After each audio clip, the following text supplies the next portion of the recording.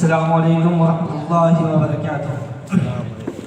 الحمد للہ وحدہ والصلاة والسلام علی من لا نبی بعدہ، اما بعد۔ صدر رضی وقار، حضرات حکم اور اساتذہ کرام، آج کا اس سالانہ مسابقہ خطابت میں مجھے جس موضوع پر لب کشائی کرنی ہے وہ ہے استاد کا ادب ضروری کیوں۔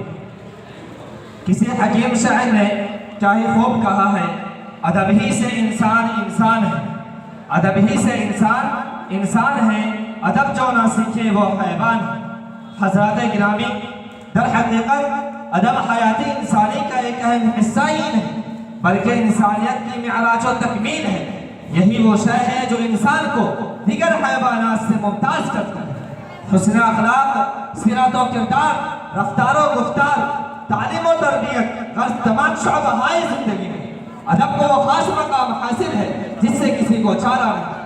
اس لیے جناب رسول صلی اللہ علیہ وسلم کا خود اپنے بارے میں ارشاد گرامی ہے، ادبنی ربی فاحسن تأدیبی، کہ میرے رب نے مجھے ادب سکھایا، تعلیم اور تربیت فرمائی تو کیا یہ خوب فرمائی۔ سامعین بس، یہ تو ہر شخص پر اپنے سے بڑوں کا ادب لازم ہے، لیکن طلبہ کے لیے اپنے اساتذہ کرام کا ادب و لحاظ اس سے کئی زیادہ ضروری ہے، کیونکہ ان کے بغیر حصول علم ممکن نہیں۔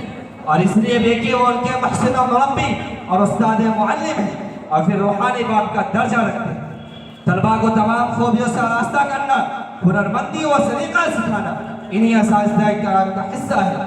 ذرا آپ مجھے بتائیں، اگر اساتذہ کرام آداب زندگی سکھانا، اپنے تجربات بتانا چھوڑ دیں تو کیا ہم خوشگوار زندگی گزار سکتے ہیں؟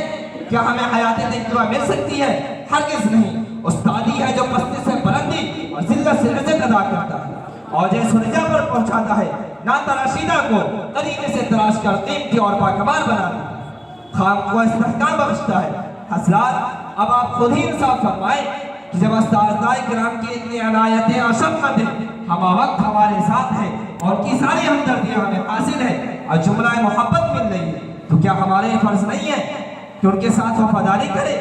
کیا جذبہ احسان مندی کا یہ تقاضا نہیں ہے کہ ہمارا قلب ان کی محبت سے سرشار اور دل عظمت سے لبریز ہو؟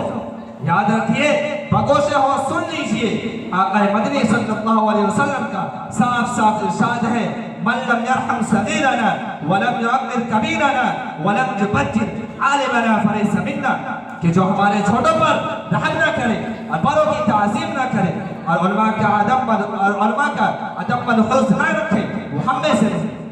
ادیبان چمن، ہماری تاریخ اسلاف کی بے مثال حکایات اللہ